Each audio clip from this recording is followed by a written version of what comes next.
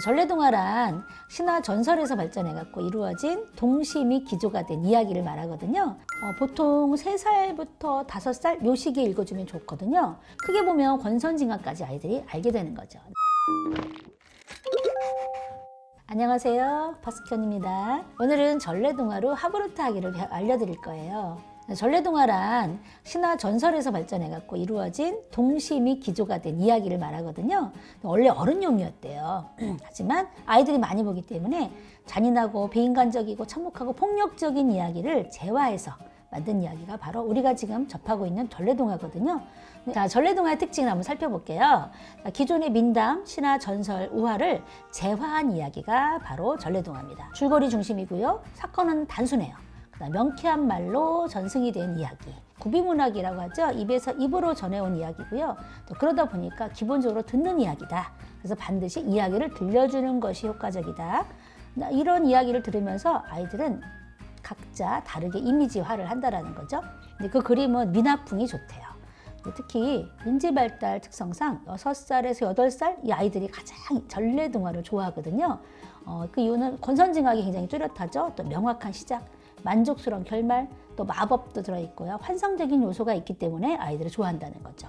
또 등장인물을 쉽게 동일시하기 때문에 아이들의 내면의 문제를 해결하는 데 굉장히 도움을 준다고 합니다. 특징 중에 중요한 것은 반복 구성이 있는데요. 일단 대립관계가 3가지가 있거든요. 미, 추, 그 다음에 힘, 꾀, 그 다음에 선, 악 이렇게 있어요. 그 중에 3의 법칙이 나오는 것이 특징입니다.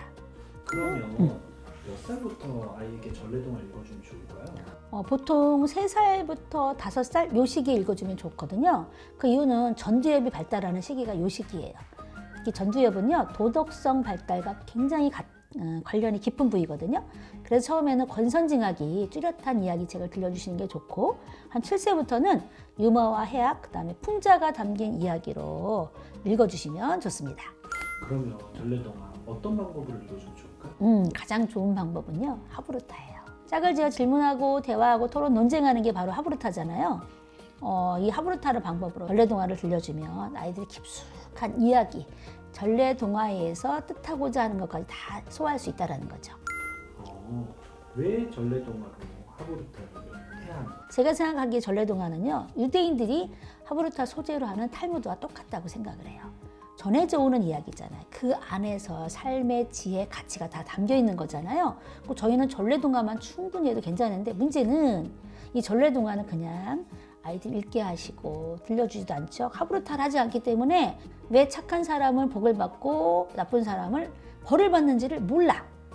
그래서 하브루타로 아이들과 이야기를 나누시면 좋다라는 거예요. 크게 보면 권선징악까지 아이들이 알게 되는 거죠. 나쁜 짓을 하면 벌을 받는다라는 거 말인 거죠. 자, 이런 식으로 우리가 아는 이야기 있죠. 집에 늘 옆에 있는 거, 그리고 뻔하게 아는 것부터 시작을 해서 하브루타를 한번 해보세요. 그러면 혼자 읽는 거랑 엄마가 들려주는 거랑 또 하브루타 하면서 읽어주는 거랑 재미가 완전 다르다는 거. 그래서 아이 입에서 나오는 거, 엄마가 알려주고 싶은 거 자연스럽게 하브루타를 통해서 하게 되면 그 가치는 돈으로 환산할 수가 없을 거예요. 유대인이 탈무드가 있다면 우리는 전래동화가 있습니다. 많이 알려진 전래동화부터 시작하시면 딱 좋을 것 같아요. 감사합니다.